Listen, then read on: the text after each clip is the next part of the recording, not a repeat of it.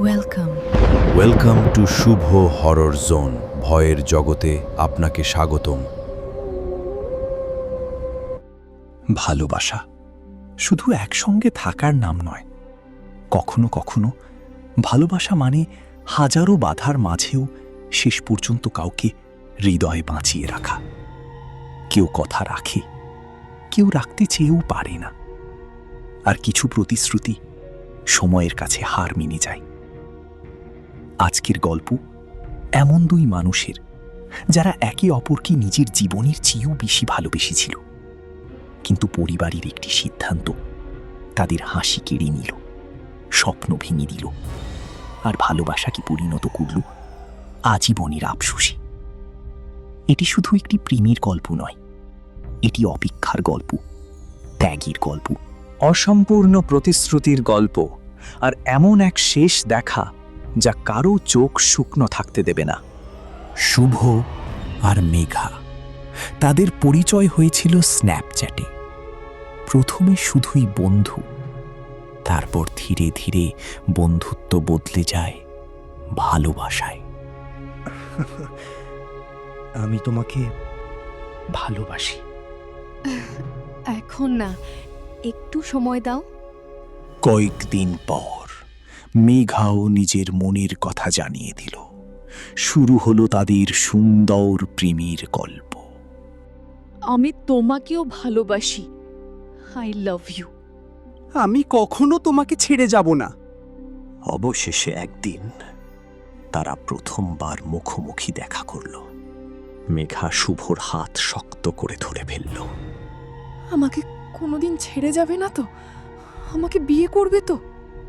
শেষ নিঃশ্বাস পর্যন্ত তোমার হাত ছাড়ব না। কিন্তু সুখ বেশি দিন টিকল না। এক সন্ধ্যায় মেঘার মা সব জেনে গেলেন। ভিডিও কলে শুরু হলো প্রশ্ন। আমাকে নিয়ে পালিয়ে যাও। 2 দিন সময় দাও, আমি আসব। পরদিন সকালে টিউশন যাওয়ার পথে শেষবারের মতো ফোন করল মেঘা। আমাকে ভুলে যাও, আমি আর তোমাকে ভালোবাসি না। ফোন কেটে গেল। বাসায় ফিরে মেঘা অনেক কাঁদল, কিন্তু বাবা মায়ের কথা তাকে ভেঙে দিল। ওকে না ভুললি আমার মৃত মুখ দেখবি।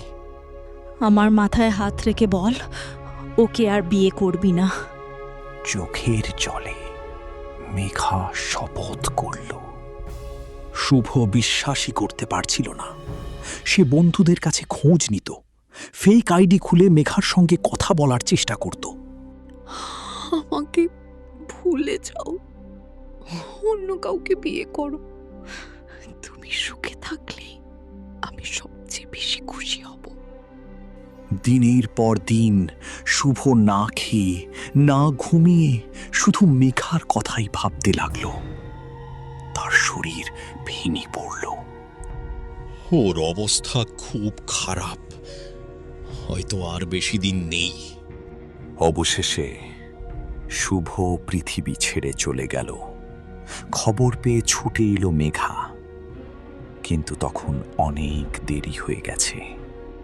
আমি তোমাকে ভালোবাসতাম, কিন্তু বলতে পারলাম না।